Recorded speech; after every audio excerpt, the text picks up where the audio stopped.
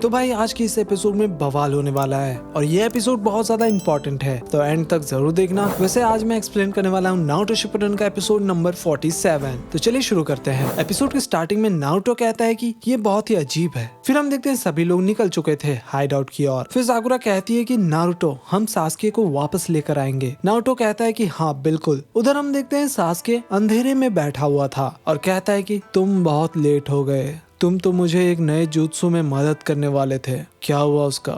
ये सुनकर काबुटो कहता है कि देखो जरा, फिर से ये रूड तरीके से बात कर रहा है। लेकिन ओरोचिमारू कहता है कि दुखी मत हो, हम तुम्हारे लिए एक प्रेजेंट लेकर आए हैं। तो ये है एक लीफ शिनोबी, बिल्कुल तुम्हारे जैसा। लेकिन ये सुनकर सास्के उसको कोई वैल्यू नहीं देता। फिर साई कहता है कि तो तुम हो सास्के उचिहा, खैर मेरा नाम है साई। तभी सास्के कहता है भाड़ में जाओ। ये सुनकर साई कहता है अच्छा तो तुम भी वैसे ही हो। नारुतो भी मुझे पसंद नहीं करता है, हालांकि मुझे लगा था कि हम दोनों का जोड़ी बहुत अच्छा बनने वाला है। तभी सास्के अपने सारिंगन का यूज करता है और फिर साई घबरा जाता है। ये देखकर काबुटो जोर से चिल्लाता है सास्के। वहीं बेचारा साई नीचे जमीन पर बैठ जाता है और मन में सोचता है कि इतना पसीना कैसे आ रहा है और मेरे अंदर कोई फीलिंग भी नहीं है, लेकिन बस उसके आंखों में देखने से मुझे उससे डर क्यों लग रहा है। ओरोचिमारू कहता है कि उसे उकसाना ठीक नहीं होगा, वो मेरे से भी ज्यादा डिफिकल्ट है। फिर सास्के उठता है और कहता है मुझे इससे कोई फर्क नहीं पड़ता,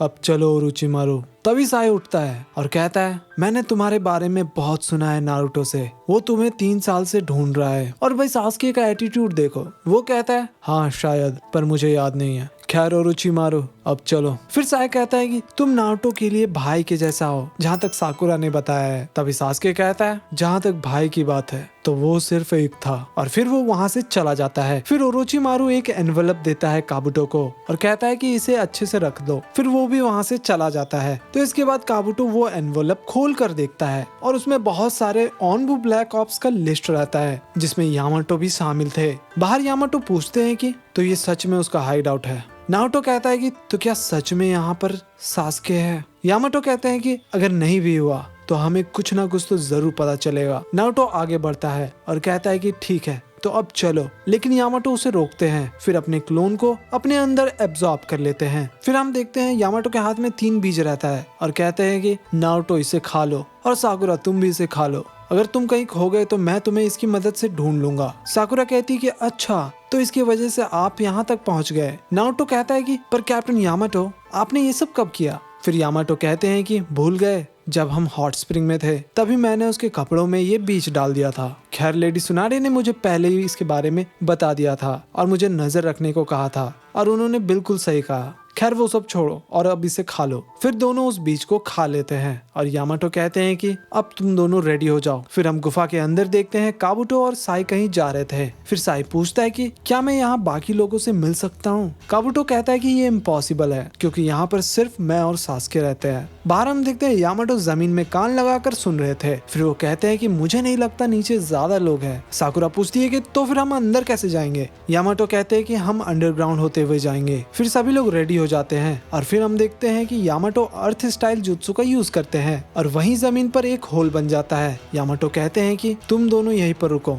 और मेरे सिग्नल का इंतजार करो। फिर वो अंदर चले जाते हैं। थोड़ी देर में अंदर से सीटी का आवाज आता है और साकुरा उस होल के अंदर चली जाती है। उधर गुफा के अंदर हम देखते हैं काबुटो और साई को। फिर काबुटो एक मोमबत्ती जलाता है और कहता है कि ये तुम्हारा कमरा है और उधर बाथरूम है और अब तुम यहीं शांति से बैठो। फिर काबुटो बाहर जाकर कहता है कि मैं तुम्हें यहाँ लॉक कर रहा हूँ, तुम्हें ऑलरेडी पता है तुम क्या चीज हो। फिर काबुटो वहाँ से चला जाता है। अंदर साई कान लगाकर सुन रहा था कि काबुटो गया या नहीं। फिर साई पूरा कमरा को छानबीन करने लगता है। उधर यामाटो कहते हैं कि हम पहुंच गए, लेकिन ये हाइड आउट पूरा पत्थर से घिरा हुआ है। नारुतो कहता है कि तो ठीक है, मैं एक रासिंगन मारता हूँ और हम अंदर जा सकते हैं। साकुरा उसे मना करती है और कहती है कि हमें सबको नहीं बताना कि हम अंदर आ रहे हैं। फिर यामाटो अपने फिंगर से उस पत्थर में एक छेद करते हैं और कहते हैं कि चाहे पत्थर कितना भी सख्त हो, अगर उसमें एक भी दरार हो तो पत्थर बड़े आराम से टूट जाता है। उसके बाद हम देखते हैं सभी गुफा के अंदर घुस जाते हैं। फिर यामाटो कहते हैं कि अब हमें उस ओर जाना है।